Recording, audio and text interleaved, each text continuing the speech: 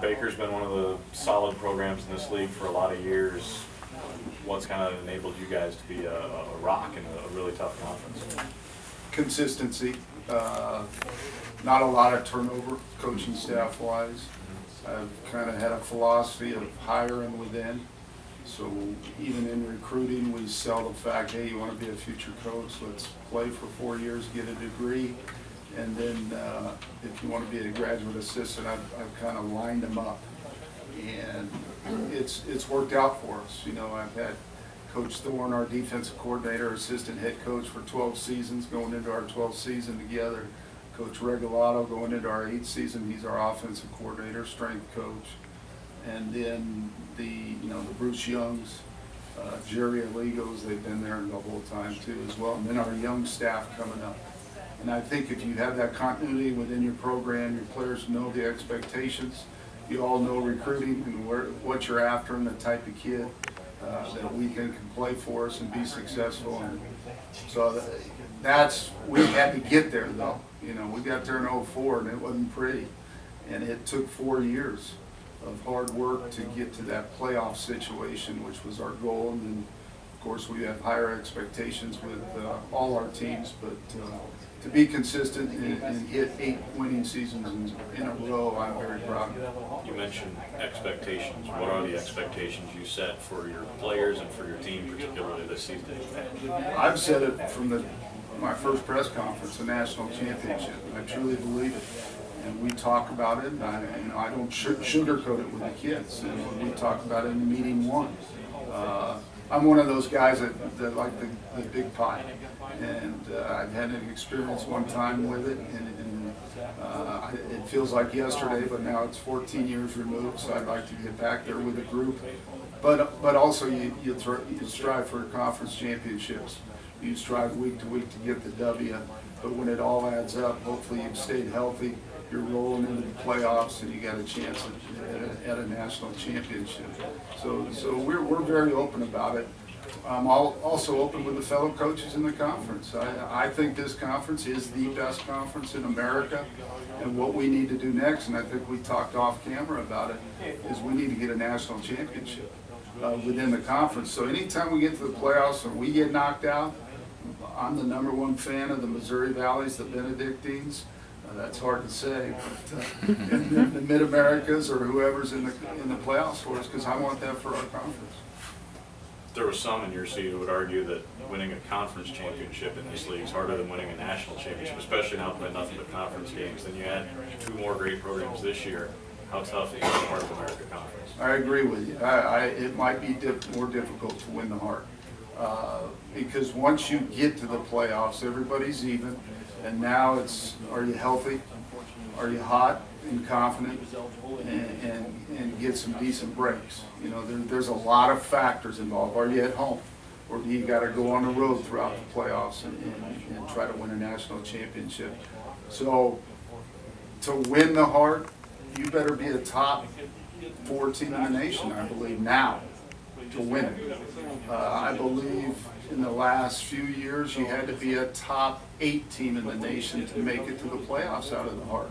It's just because you're facing those teams, and if you're a 15, 16, you're not going to beat 3 or 4 teams, and they're going to knock you out of that top 16 to get in the playoffs. So I think going in, you got to know as a coaching staff your strengths and weaknesses and try to get a grasp earlier.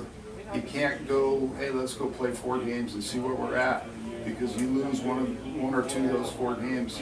You might be a top 10 team at the end of the season, but you're ranking, you didn't make it there to get to the playoffs. No more non-conference games. Your thoughts on the new schedule? I love playing Ottawa University, 15 miles down the road, great rivalry. Kent and I, their head coach, we played college ball together, so it was a neat thing. So I don't like giving that game up. Plus, it was a top 15. Both teams were in the top 15. What a great matchup! Filled the stadium regardless of where it was at. So that's difficult. But now we step into Grandview August 29th at Grandview. So I mean, we give up Ottawa and we're going to walk into that game They were national champs in 13, so they're 2 years removed from that. So what an atmosphere for our guys to find out where we're at. So, and then you just go back to back to back. You name the team, and it's a difficult situation. There's no breaks, so that worries me. Now we have a bye week, which we didn't have last year, but we have one this year. That should help in October, and then you can just kind of look at where you're at, reevaluate, and then you get into the conference. So we get into the Southern Conference games. Our first 5 or 6 games are Northern Conference, but in the end they all matter because of the rankings. You could win your side of the division and literally be 6-5 and not in the top 20 and out. You don't make the playoffs, even though you're division champ. So every game counts. How does that affect things from a coach's perspective, or does it, like you said, every game counts? Does it still attack things from day one? Yeah, I think it's a grind. I think as a coach, the kids are resilient. They're going to show up Sunday ready to go high, because we're higher than a kite because we won and we're the greatest, or down in the dumps because we lost a football game. So you've got to, as a coach, kind of be even keel, keep it in perspective, but also evaluate where you're at each week. And I think the mistakes you make early in the season as a coach could be from an evaluation standpoint. Are we playing the right guys in that first game? Or do we look back and say, because it's a great opponent, gosh, this guy, that's starting every game in week 5 but wasn't even playing in week 1, why didn't we have him in there? Well, I stressed to our staff, 3 weeks of camp, you better make the right evaluation and get the right guys in for August 29th, and I think that's our job. Specifically that first game against Grandview, we've got it on TV. What'd you guys do to draw them? We won. We can't hide. Somebody doesn't like me in the conference because I didn't put schedule together. A committee did. But I like that challenge. Hey, why not? Why not, number one, get a TV game with you guys across the country, and then you're playing Grandview. I mean, we're going to find out where we're at, and hopefully we're in a good place. And if we're not, we'll come in Sunday, we'll evaluate it, and take the next step, which is Culver Stockton, who beat us last year and knocked us basically out of the playoffs.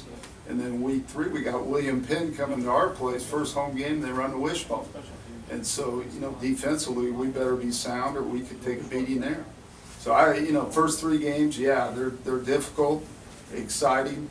And then, as a group, we can, after about 3 games, really find our identity. And I truly believe we're a top 10 team.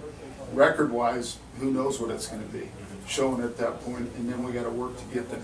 What does the TV deal for the conference mean for your Baker program? I think it's unbelievable. If you look at it, and when I heard the news, I thought they're in a conference in the nation that has this. Are you kidding me? And the Heart of America Conference to grab that type of exposure across the country weekly. And what I like, I'm a West Coast guy originally, and so I used to wake up in the morning and there's nothing on. Now you wake up out there at 8 or 9 in the morning, you're a football junkie like I was, you got a game to watch at 8 or 9 in the morning back there. And then, we're the first game on. So if you love football, you start your day with the Heart of America.